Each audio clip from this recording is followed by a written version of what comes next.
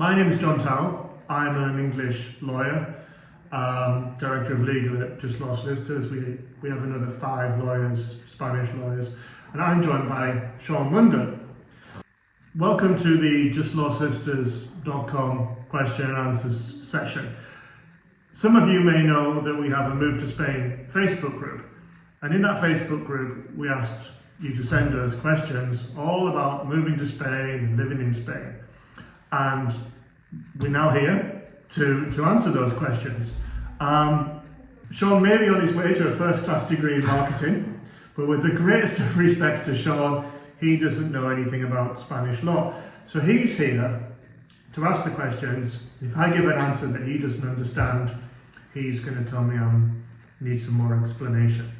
Okay, so we're going to get started with the questions. You might have seen on the Facebook group that I was collecting questions in the form of a Google poll. So I've got them all printed here. We had a lot of responses, so I'm sorry if your question isn't answered, but we're going to do our best to get through all of them today. The first one is kind of a basic topic, but John, should somebody actually move to Spain at the moment? Do you think it's a good idea? Well, I'm living here as a lawyer, living and working here, so I'm going to say yes. So I'm completely biased. But moving back from that, I think one of the questions you've got to ask yourself is, can you afford to live in Spain without working? I think that's the first question. If not, can you work in Spain? If you have an EU passport, no problem. If you have a non-EU passport, like the US, Canada, America, Australia, New Zealand, you would need a visa to live and work in Spain. So basically, I think we'll go through some of these visa points later on. But I think if you can do it, if you have the money or you can work, then why not? I mean, give it a go. I wouldn't advise plowing down the road of buying a property. Come here and rent. See if it's for you. Trying to be objective as possible.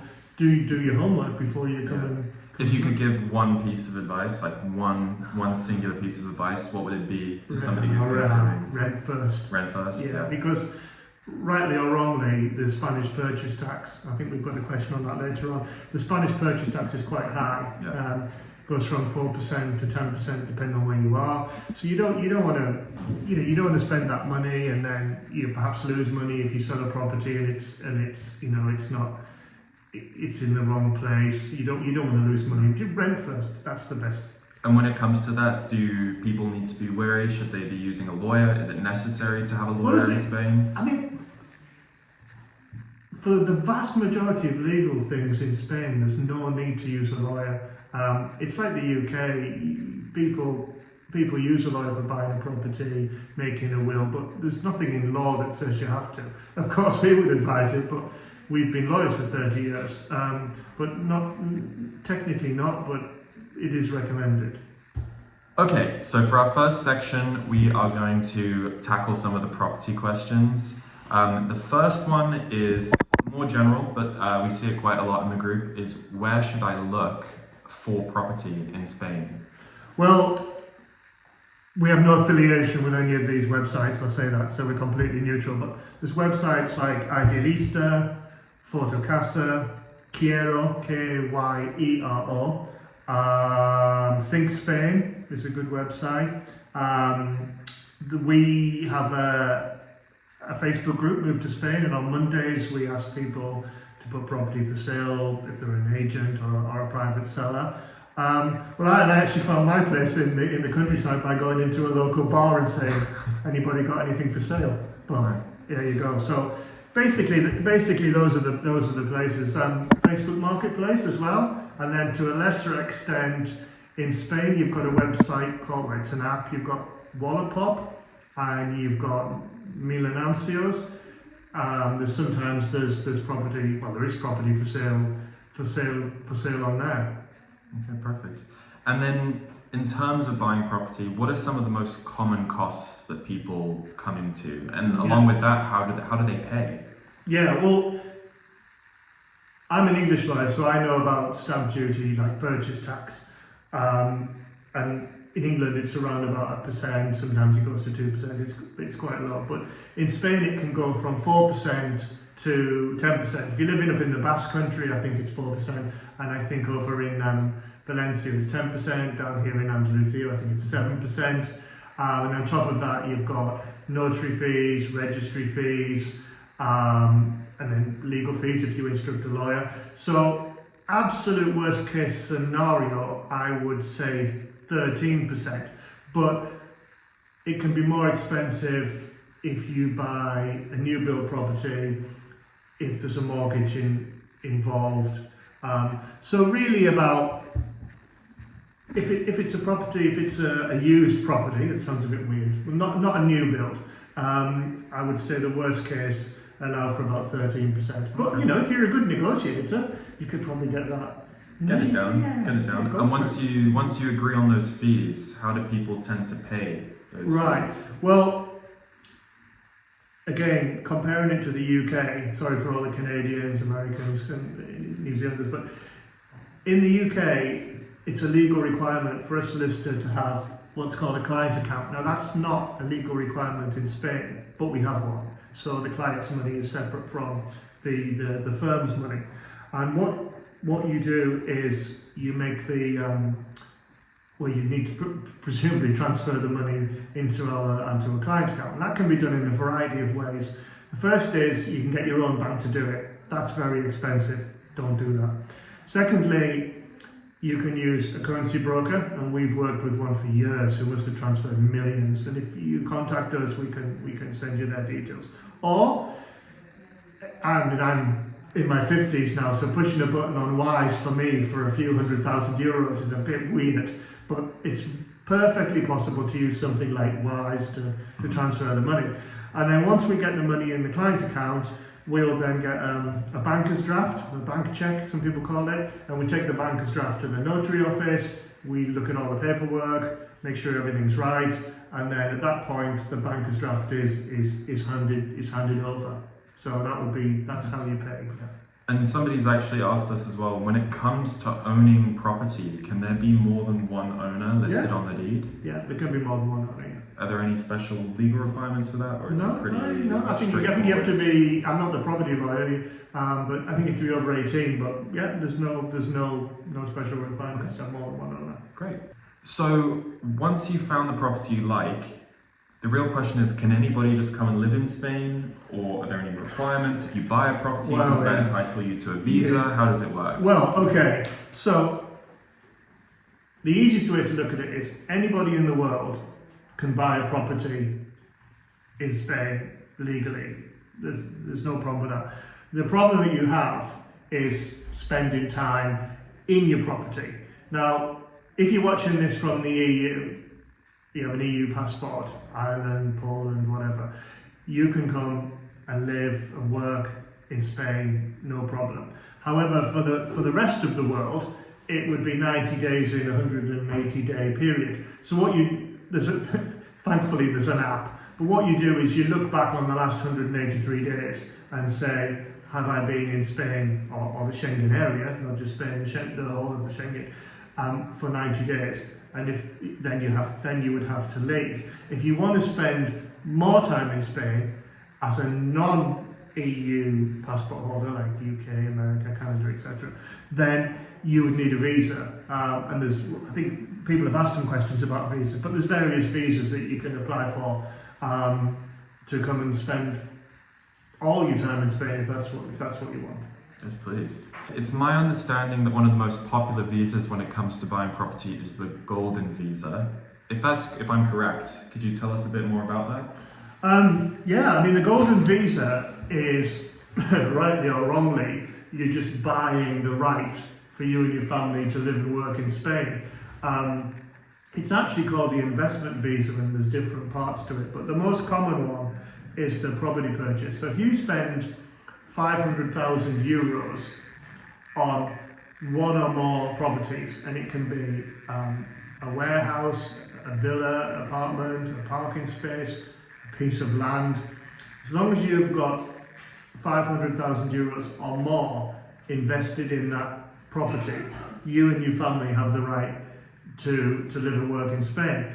But like I said before, there's different things.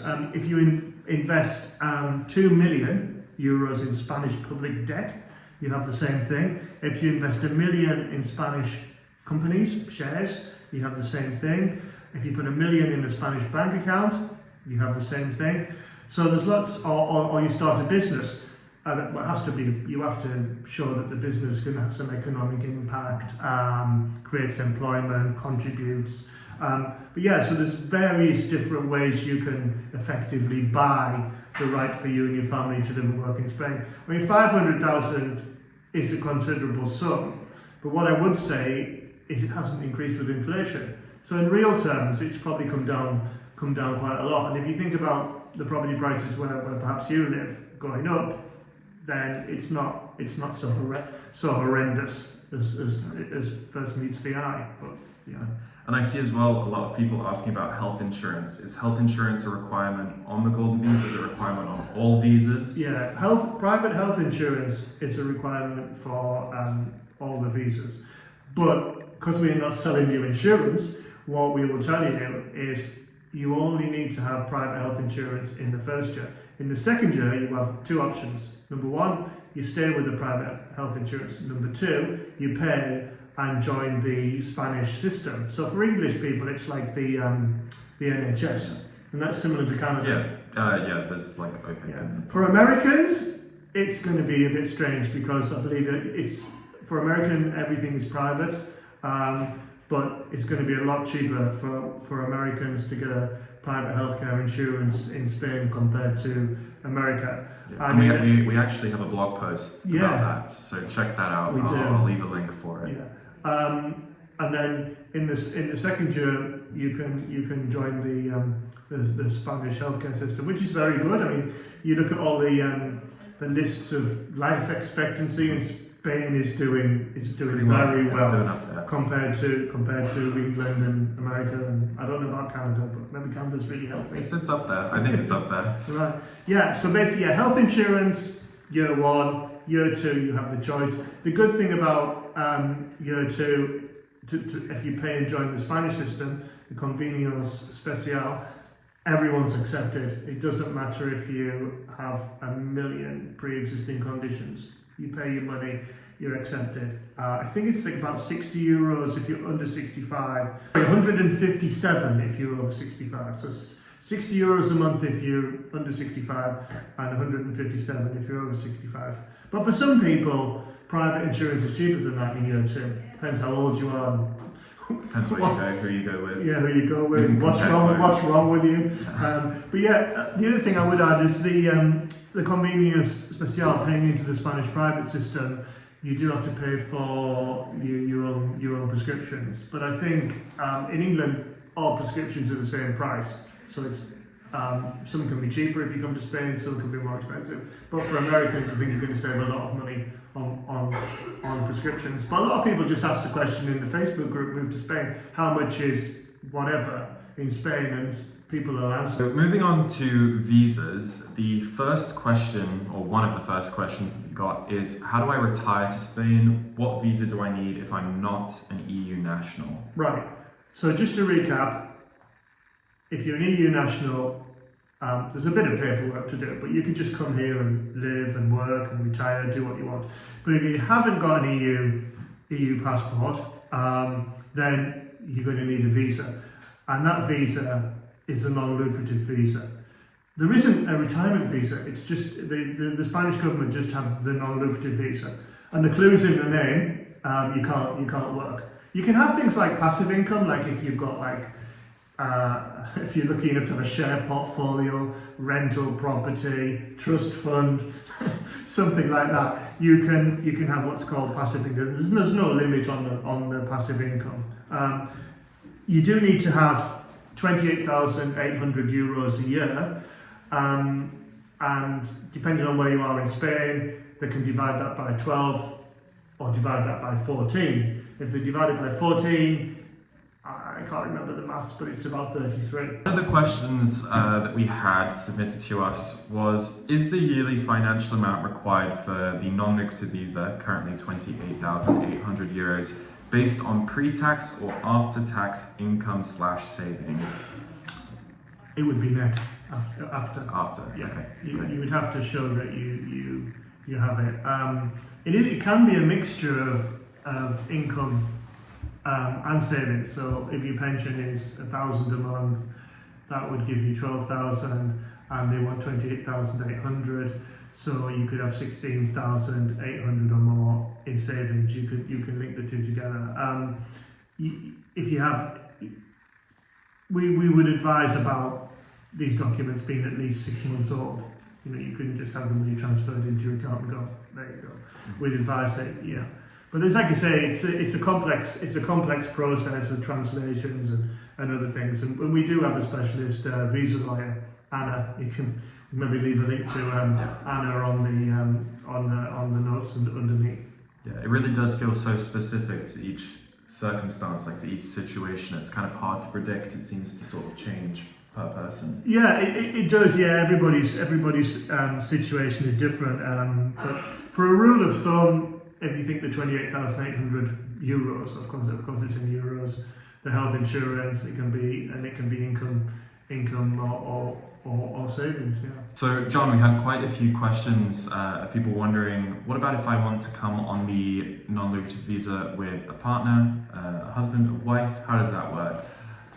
Well, if you come in to Spain on a non-lucrative visa with your partner, that can be a civil partnership or it can be a marriage, then it's still 2 applications, but if for the application for your partner, because you can say that they were dependent, it would be 7,200 euros. So you get a bit of a discount for your partner, and again, children as well would be 7,200. They'd need private health insurance for at least the first year. So yeah, there's 7,200 for a partner. Okay. So our next user question is simply, can I work in Spain? How does one get a job and start working here? Well, yeah, I mean, no idea about finding work, but probably LinkedIn, Indeed, places like that. But again, you're going to get bored listening to this. But if you're an EU citizen, you can live and work in Spain, no problem. Irish passport, French, whatever. If you're a third country national, like the UK, for example, Canada, America, Australia, you would need a visa. The visa to be employed isn't easy to get. You need a letter from your employer. They have to show that there isn't anybody in Spain who can do that job. It's not easy. Self-employed, you can apply for a self-employed visa, which basically means that you run your own business in Spain. There isn't any amount of money you need to have. It just depends. You just need to show that you can support yourself and have a business plan. And the good thing about being self-employed is you're autonomous, so you get the healthcare and you also get a Spanish pension. Mm-hmm. So that's a positive. So yeah, so can I work in Spain? Again, it depends, EU, non-EU. Okay, perfect. So next up, we've had a ton of questions about the digital nomad visa, quite a couple of pages actually. So John, what is the digital nomad visa? Who's it for, and what purpose does it serve? Right, again, EU and non-EU, I'm afraid. If it's for people who have a non-EU passport, so again, all the examples like UK, Canada, America, etc. And basically, it's a way for you to work from home in Spain, being self-employed or employed. Okay, perfect. And is there an age requirement for it? I think no. It's anyone over 18. Okay. Anyone over 18. And is there a specific amount of money that you need to have to apply for the digital nomad visa? Yeah, you have to have an income of 2,160 euros a month, and there's some debate about whether or not you need savings on on top of that, we've noticed we have Anna the specialist. She's probably just there. We have Anna the specialist visa lawyer, and she's noticed there's been some conflicting decisions about having savings on top of the income. So take advice on that. But it's in principle it's €2,160 a month. And somebody's asked as well, what are the requirements for the job? So specifically, do you need to have had a professional relationship with your clients for a minimum amount of time? How do you prove that? And as well, I mean, we'll move on to it afterwards, but what if it's a limited company in the UK and I'm the only employee? Yeah, you have to have a professional relationship with your clients for 3 months before the application. So that would be for self-employed people. If you're employed, the company you work for has to be a limited company. It can't be like a partnership or a sole trader. That would have to be registered for at least a year before. If you have your own limited company, for example, in the UK, there can just be one director, I think. Then they would treat you as being self-employed. All right, awesome. And then is there a way to prove that? Do you need... Well, you have the registry from Companies House. You'd have contracts with the client. People have asked, well, I do work on Freelancer, and is it Fiverr? And if you look in their terms and conditions, they'll have pages and pages of legal stuff that you've agreed to. But it's probably best to try and keep that to a minimum, as it will have to be probably translated into Spanish. And then somebody as well, I mean, we kind of spoke about this earlier. Do you need medical insurance for the digital nomad visa? If you're an employee, so say for example, I'm working from home in Spain and I'm employed by a company in the UK, yes I would, because it's very unlikely that my company is going to come and register in Spain for all the social security. So if you're an employee, yes. If you're self-employed, like I said before, you'd be in the autonomo and you would get healthcare through that in the Spanish state system, as well as your pension. Somebody asks, is it obligatory to undergo registration in Social Security in Spain? Right, okay. There's two possible cases. Okay. If you're employed, the company must carry out registration with the Social Security in Spain in order to enrol you, the digital nomad employee, under the general regime. If you're self-employed, you must personally register with the self-employed workers regime, RETA. You'd be like autonomo. The requirement for Social Security registration can be waived if the right to coverage is imported from your country of origin. So it's possible if there's an international agreement on Social Security between Spain and your particular country. Additionally, the Social Security Administration of the worker's country of origin must issue a document based on the agreement which provides temporary coverage for the digital nomads in Spain. Not all countries have this. For example, the United Kingdom does have this agreement. If your home country doesn't have the agreement, you have to register with the Social Security system in Spain. So as somebody who has recently had to apply for a visa myself, I know the waiting game can be a pretty tough one. For the digital nomad visa, how long does it usually take for the application to be approved or for you to get your response? Well, what's interesting in law is silence is never acceptance. But in the digital nomad visa, if you apply and you don't hear anything for 20 working days, you have the visa. Oh, cool. Okay, very nice. Yeah. Well, that's strange. I don't think I like it. Yeah, after 30 years in the legal profession, I had to read it twice, but yeah, absolutely, yeah. And so when the first digital nomad visa comes to an end, is it possible to get another one to renew it, or do you have to move to a different visa? Do you have to go home? No, you can renew it. Okay, cool. And jumping back a bit, if you're on the non-lucrative visa, can you eventually change that to the digital nomad visa when the time comes to renew? Yeah, there you go. Okay, yeah. All right. And something we get asked a lot is that there's the digital nomad visa and then there's the self-employed autonomo visa. What is the difference? Right, well, there's the clue's in the name. Self-employed autonomo visa is if you're running your own business in Spain. The digital nomad visa, well, you can just be an employee working from home like you would in England. But if you're a self-employed person working for yourself in Spain digitally, the difference would be that you can only have 20% maximum of your clients from inside Spain. Okay. So that would be the main difference. There's differences in how the visa's applied for, but that would be the main difference. You're limited to the clients you can get from Spain if you're inverted commas self-employed. Yeah. Okay. And somebody's asked on those two visas, digital nomad and the autonomo, how much tax do you end up paying overall? It's a bit of a broad question. Yeah, I think that, yeah. I mean, it's impossible to say. I mean, there's don't assume that you have to pay your tax twice because, say, for example, you English, Canadian, American, there's a double taxation agreement in place between your home country and Spain, so you wouldn't pay tax twice. If you're thinking about coming to Spain in any shape, way or form, I should have perhaps said this earlier, but take the tax advice.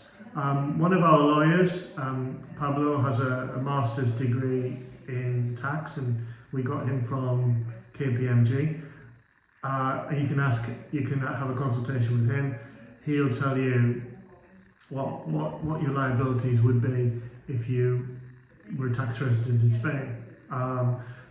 If you're in business, we also have an accountant, again from PricewaterhouseCoopers, and you can take advice from Alberto, the accountant.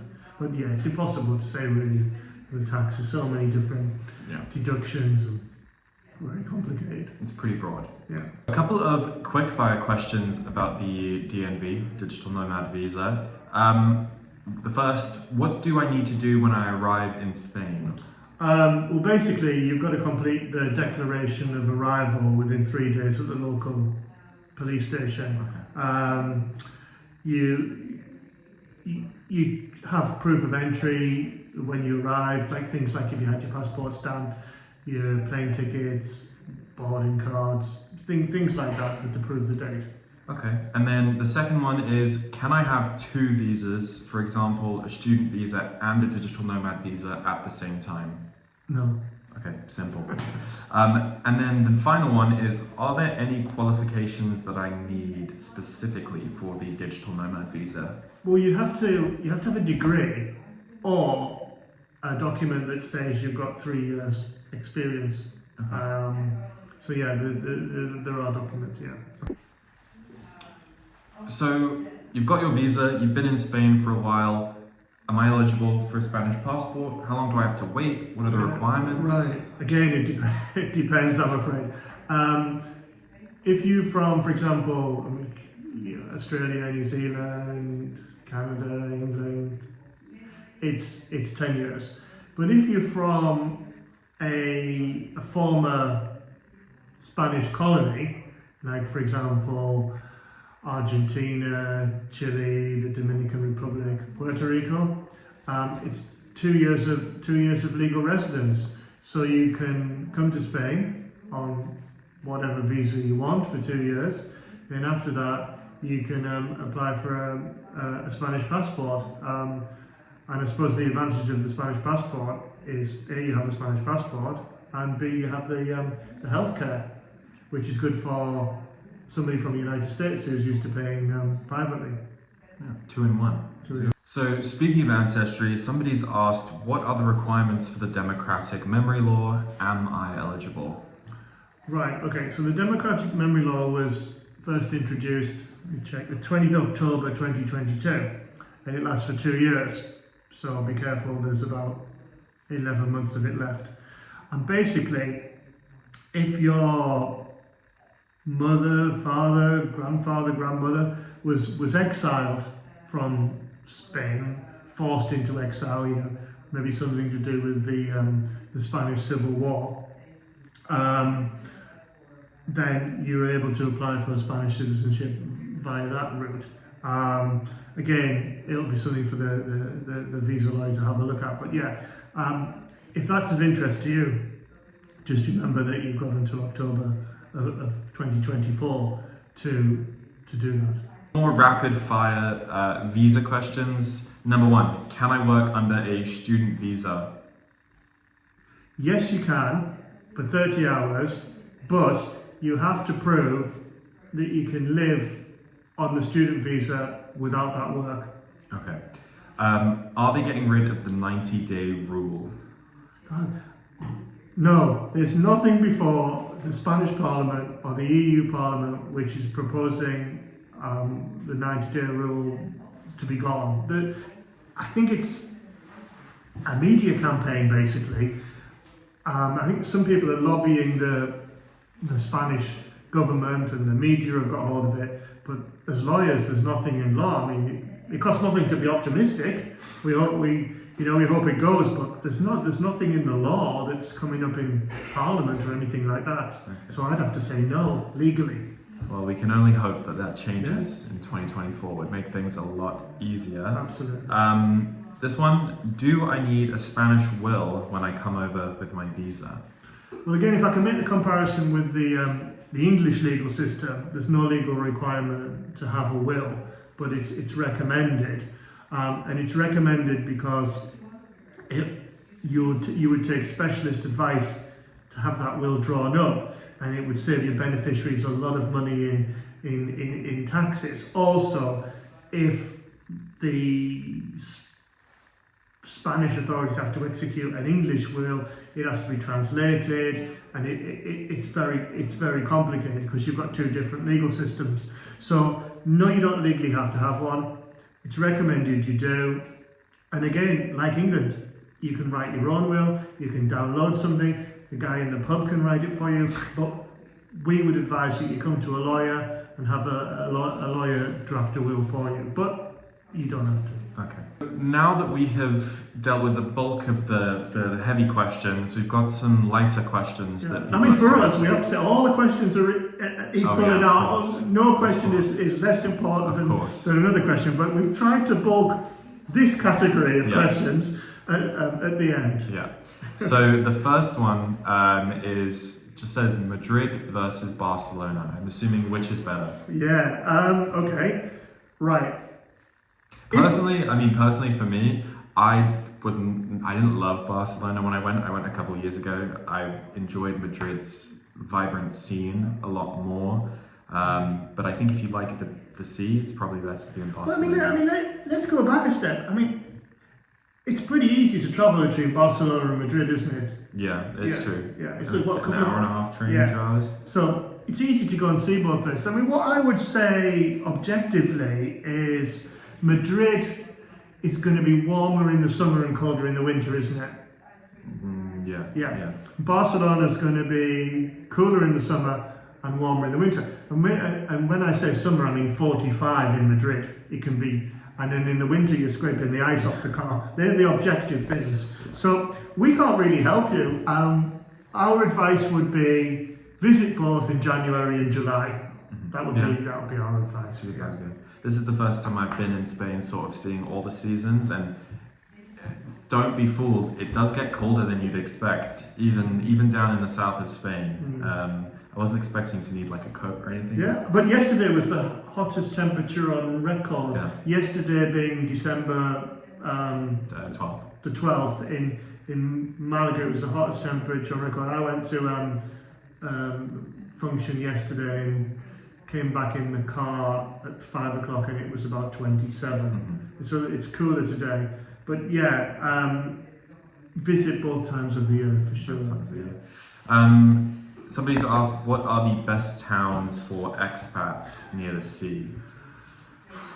I mean, again, it really, I guess, in my opinion, as somebody who's recently moved here, it depends on what kind of atmosphere you want. Yeah, I think you need to test them out, try them out. Yeah, again, see them all, see what's for you. But I think a list in no particular order would be places like Torrevieja, Benidorm, Fuengirola, Torremolinos, Marbella. You know, it's going to be one of those. I mean, it depends what you want. Do you want like an expat scene? If you want an expat scene, then Fuengirola could be good, Torremolinos could be good, Benidorm could be good, Torrevieja could be good. You've got quieter places as you go along the coast towards Almeria, like Salobreña, Montreal. You've got places like that. And again, the north of Spain. I think somebody asked a question about the north of Spain. The north of Spain, you've got cooler summers, cooler winters, relatively quiet compared to the south and the east coasts. I think it's a pretty underrated spot. Yeah, I mean, I would say this, every summer people send me messages, I'm moving to northern Spain, and we'd love to take your money, but what we say is, yeah, but we're filming this in December. Go to northern Spain in December, see what it's like. I mean, it's unseasonably warm now in Spain. There was something on the news last night saying that in Bilbao is on the north coast of Spain, it was 20 degrees. But you can fly from Bilbao to Malaga in an hour. Yeah, direct. So it's so easy to check all these places out. But I think the north of Spain is like more like your sort of Seattle climate, isn't it? Yeah. English, maybe a little bit warmer than an English place, a little bit cooler than San Francisco, but it's along them lines. But it's so easy nowadays to just go on Airbnb with the app, hire a car, rent a car, and you can see everything. And Spain, for an English person, Spain's a big country, but for an American or a Canadian, it's very small. Yeah. Just see the places at winter and summer. That would, yeah.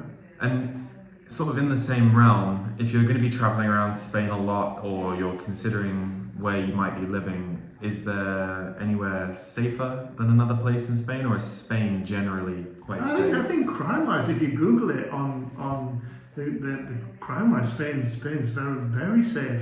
I mean, obviously, downtown Barcelona at 3 o'clock in the morning, drunk with a few €100 in your back pocket, it's going to be like anywhere in the world. But relatively speaking, I think Spain is one of the safer countries. I mean, people can Google it, but yeah, I'd say it's one of the safer countries. I'd have to say in Malaga. I feel a lot more at ease than I do. Malaga was voted the best city to live in by Forbes magazine. So, because we have our offices in Malaga, Fuengirola, and Marbella, so bit of a push for Malaga. I think that's borne out by the increases in the property prices and the rents in Malaga. I mean, you look at it; it's right near the beach.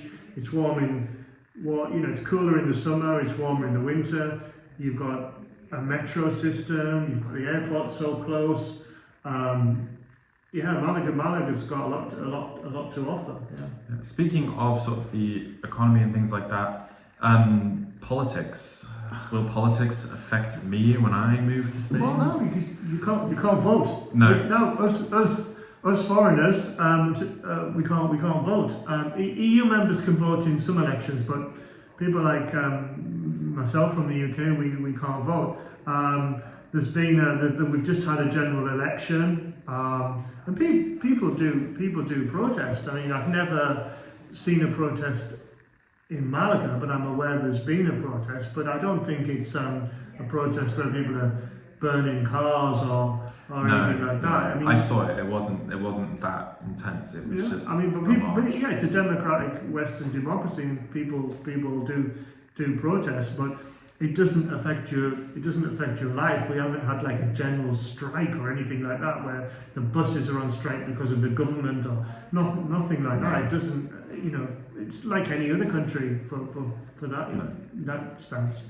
But anyway, well, thanks for joining, and good luck for next year, everybody. Yes, thank you very much, everybody. Happy New Year.